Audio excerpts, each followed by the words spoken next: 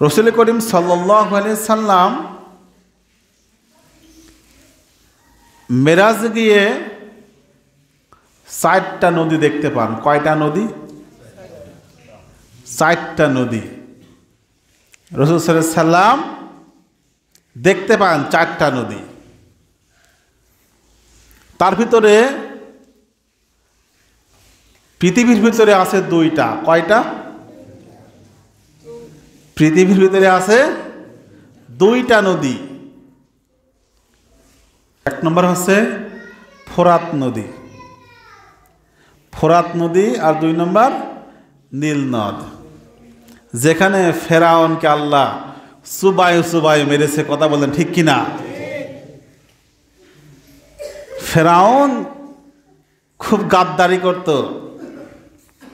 এতটাই গাদ্দারি করত। ফেরাউন যখন হযরত মূসা আলাইহিস সালামকে যখন মারার একটা পরিকল্পনা করলো যে মূসাকে শেষ করে দেব, আল্লাহ রাব্বুল আলামিন ফেরেশতাকে বলছেন, ফেরেশতা তুমি যাও মূসার কাছে সংবাদ দাও, মূসা যেন হিজরত করে, এখান থেকে চলে যায়। মূসা আলাইহিস সালাম তার কওমের যত মানুষ মুসলমান হয়েছিল সকলকে নিয়ে মূসা আলাইহিস সালাম রওনা করলো যে এই দেশ থেকে চলে যাবে। আল্লাহর নবী মূসা আলাইহিস সালাম সকল মানুষদেরকে নিয়ে যখন দৌড়াতে লাগলো, ফেরাউনের দলবলগুলো পিছনে তারাও করতে লাগলো। সামনে নদী, বিশাল বড় নদী। মূসা তুমি তো আমাদের নবী, কি করা যায় এখন? উপায় কি? রাস্তা কোথায়? রাস্তা নাই। ফেরাউনের লোক চলে আসবে, পিছনে আমাদেরকে হত্যা করে ফেলবে। হযরত মূসা আলাইহিস সালাম আল্লাহর কাছে সেজদায় পড়ে গেল। রব্বুল আলামিন, এমন একটা মহা বিপদের ভিতরে পড়ে আছি গো আল্লাহ, একমাত্র তুমি ছাড়া এই বিপদ থেকে কেউ রক্ষা করতে পারবে না। আল্লাহ মূসাকে বলে, গো মূসা তোমার হাতে কি ওটা? মূসা আলাইহিস সালাম বললেন, ওয়াল্লাহ এটা লাঠি। আল্লাহ বলছেন, রে মূসা এই লাঠির ভিতরে আমি অনেক তোমাকে মুজিজা দিয়েছি রে মূসা, এই লাঠিকে তুমি ব্যবহার করো। লাঠিটা তুমি মাটির নিচে শোয়ায় দাও। লাঠিটা যখন মাটিতে ফেলাই দিল, এই লাঠি তখন একটা সাপে পরিণত হয়ে গেল। মূসাকে বলল, মূসা তুমি আবার লাঠিটি তুমি ধরো। মূসা আলাইহিস সালাম লাঠিটি যখন ধরলো, আবার লাঠি পরিণত হয়ে গেল। আল্লাহ রাব্বুল আলামিন মূসাকে বলল, মূসা এই লাঠি দিয়ে তুমি এই যে নীল নদ দেখছো, এই সাগরে তুমি আঘাত করতে থাকো।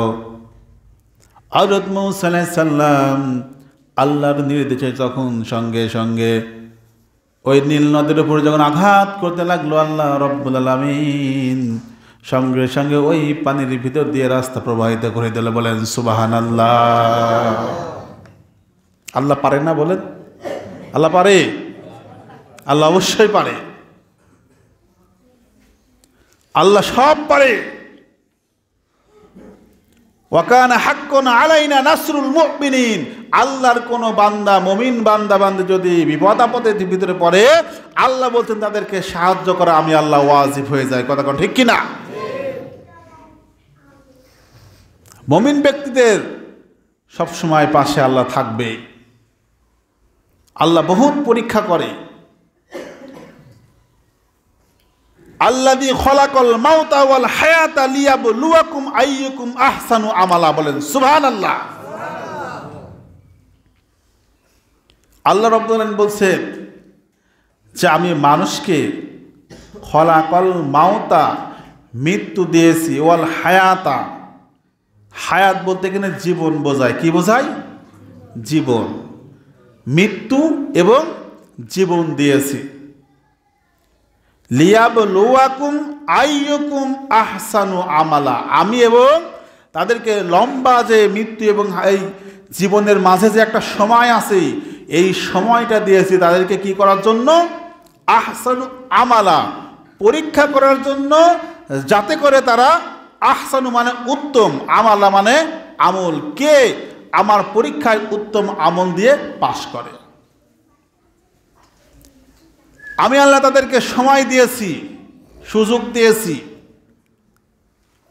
যে আমার বান্দাদেরকে আমি পরীক্ষা করছি, যে আমার বান্দা বান্দিগুলো দুনিয়ার জমিনে কোন রাস্তায় বেশি সময় কাটায়, কি করে। আজান দেয় মজ্জেম সাহেব, আমরা চায়ের দোকানে বসে কিচ্ছা কাহিনী গ্যাদারিং করি। এই যে গ্যাদারিং কিচ্ছা কাহিনী করি, এতে কোনো লাভ আছে? হ্যাঁ, আল্লাহর নবীর মহাব্বত, আল্লাহর ভালোবাসা যদি ভিতরে না থাকে,